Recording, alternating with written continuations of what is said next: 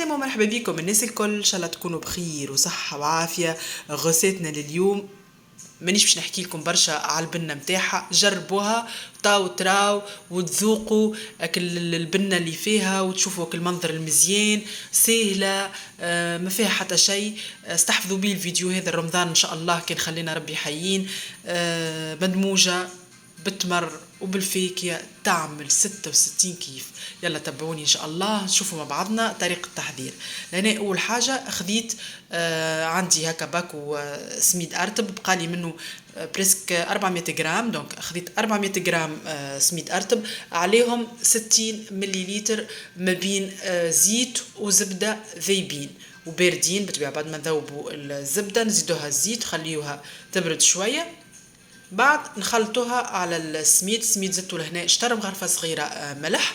بثوا بالكدا السميد نتاعنا بالزيت والزبده. الزبده تعطيها كالقول مزيانه البنينه للبات كي باش نعملوها. بالطبيعه لهنا تنجموا تعملوا 60 مليلتر زيت هكا معناها ما تنجموا ما تحطوش الزبده، مي راهي الزبده تعطيها بنه وغو سبيسيال.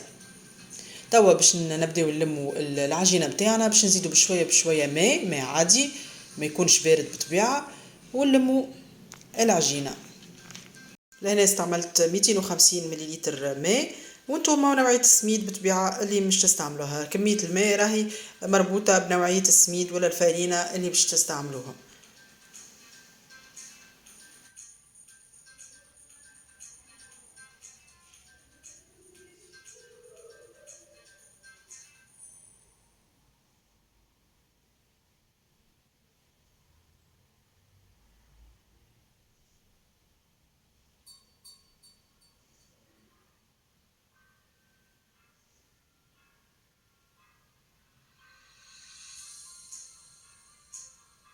توا بعد ما لميناها وعجناها بالباهي يلزم هكا تولي طريه ومعجونه بالكدا. باش نخليوها ترتاح اقل حاجه ساعه.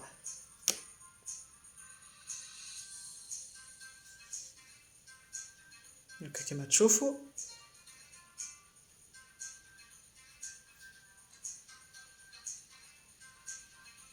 نغطيوها بابي سيلوفان ولا بساشي اليمونتير ونخليوها ترتاح.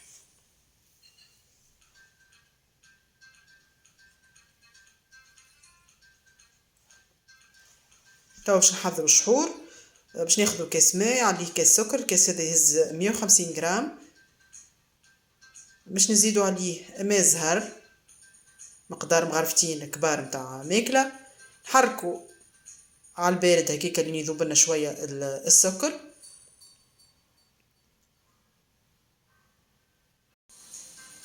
توا باش ننظفوا الجناب الكل.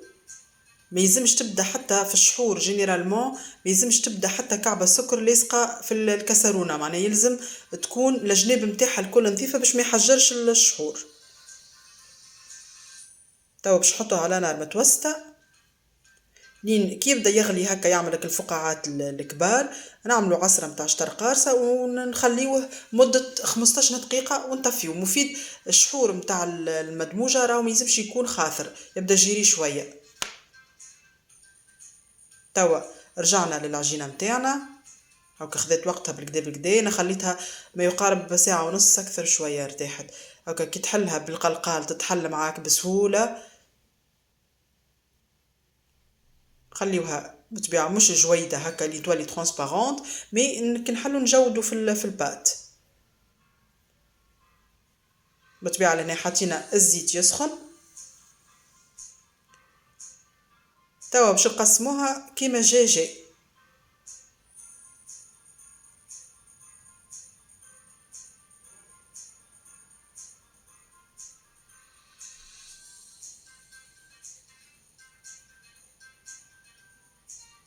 نعملو كالتجريحات هذوكم في الوسط باش ما تتنفخش في الزيت كي نبداو نقليو فيها. هنا باش نجربوا توا الزيت سخن بطريقه هذه، نحط شويه من العجينه. فوالا توا كي طلعت الفوق معناها راهو زيتنا سخن السخانه اللي حاجتنا بها. نحطو توا بشويه.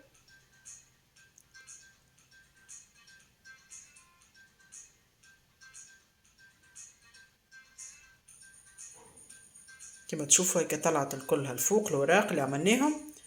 نقلبوا توا.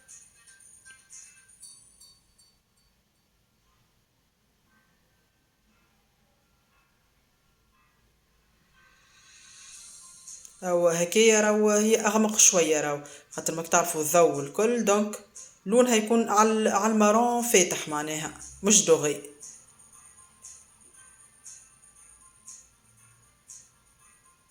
نكملوا بنفس الطريقه. ماذا بيكم تاخذوا طنجره غارقه شويه باش تنجموا تقليوا فيها.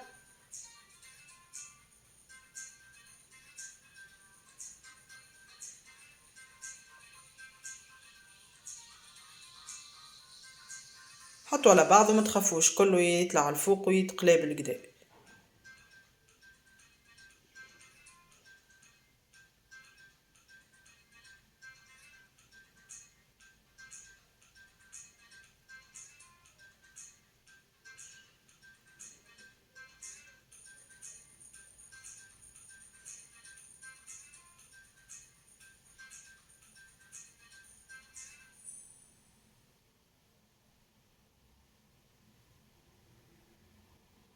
توا بعد ما بردت بالكدا بالكدا خليتها حكاية سويعة باش نهروشوهم كما تشوفوا فاسيلمون. ما نخليوهمش بطبيعة طروف كبار، وزادا ما نخليوهمش طروف، ما نرحيوهاش، جوست نقسموها كيف هكا جويدة تكون شوية تبدا كروستيونت كي نبداو ناكلو فيها. بنا ما نحكي لكمش حاسيلو كتقرميشة اللي فيها روعة.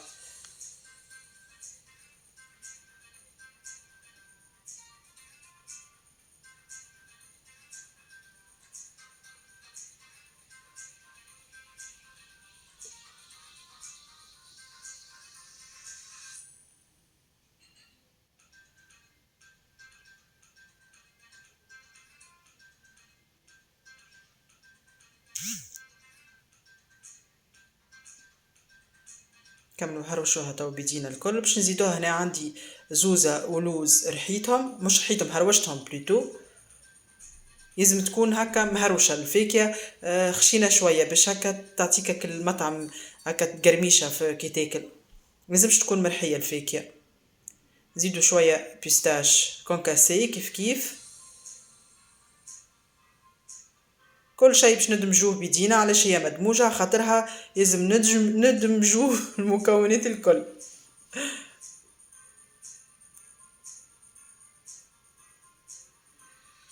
نزيدو توا اتمر مقصوص كما تشوفوا.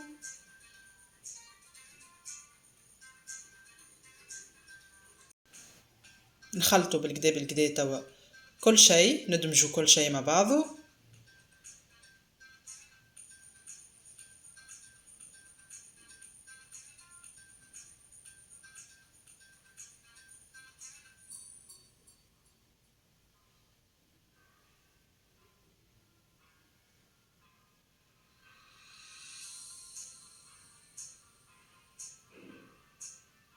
وتوا باش نزيدو الشحور هاكا كما شفتوه خفيف.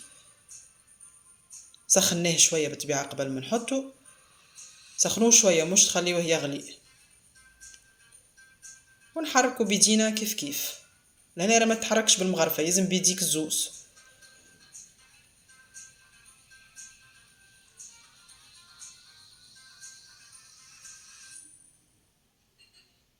بعد ما كملنا توا نحطوها في الصحين.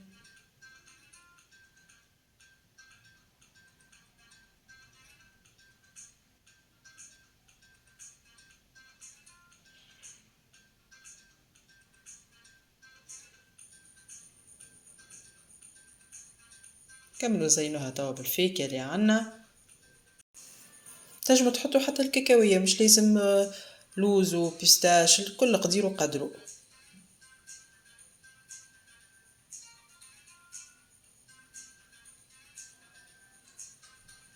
اما ولا قد نحكي لكم على قد ما نحكي لكم على البنة وشوية.